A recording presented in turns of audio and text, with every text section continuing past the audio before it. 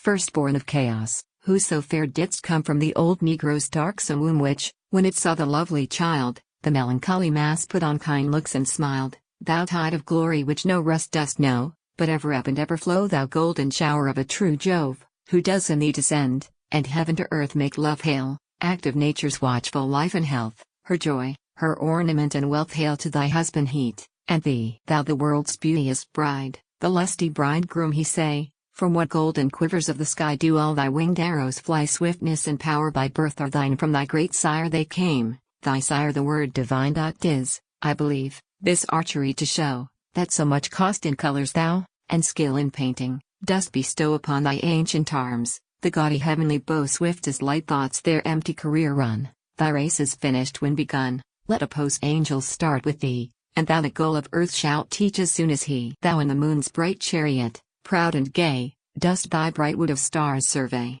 and all the year dost with thee bring, of thousand flowery lights, thine own nocturnal spring. Thou Scythian like dust round thy lands, above the sun's gilt tent, forever move, and still, as thou in pomp dost go, the shining pageants of the world attend thy show, nor amidst all these triumphs dost thou scorn the humble glowworms to adorn, and with those living spangles gild, O greatness without pride. The bushes of the field night and her ugly subjects thou dost fright, and sleep, the lazy owl of night, ashamed and fearful to appear, they screen their horrid shapes with the black hemisphere within their hastes, and wildly takes the alarm, of painted dreams, a busy swarm, at the first openings of thine eye, the various clusters break, the antic atoms fly, the guilty serpents and obscener beasts creep conscious to their secret rests, nature to thee does reverence pay, ill omens and ill sights removes out of thy way. At thy appearance, grief itself is said to shake his wings and rouse his head, and cloudy care has often took a gentle beamy smile reflected from thy look. At thy appearance, fear itself grows bold,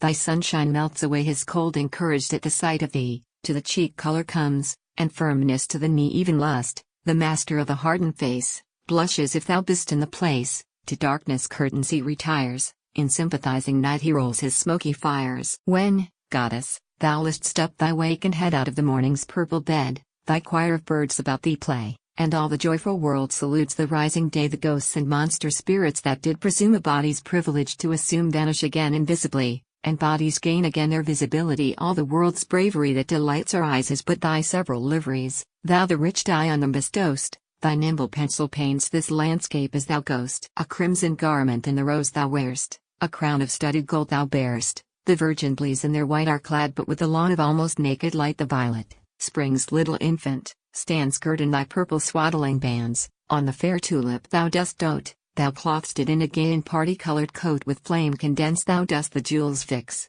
and solid colors in it mix. Flora herself envies to see flowers fairer than her own, and durable as she. Ah, goddess, would thou couldst thy hand withhold and be less liberal to gold, didst thou less value to it give, of how much care, alas! Mightst thou, poor man, relieve to me. The sun is more delightful far, and all fair days much fairer are, but few, ah wondrous few, there be who do not gold prefer, O goddess, even to thee through the soft ways of heaven, and air, and sea, which open all their pores to thee, like a clear river thou dost glide, and with thy living stream through the close channels slide. But where firm bodies thy free course oppose, gently thy source the land o'erflows, takes their possession, and does make of colors mingled, light, a thick and standing lake. But the vast ocean of unbounded day in the empyrean heaven does stay thy rivers, lakes, and springs below from thence took first their rise, thither at last must flow,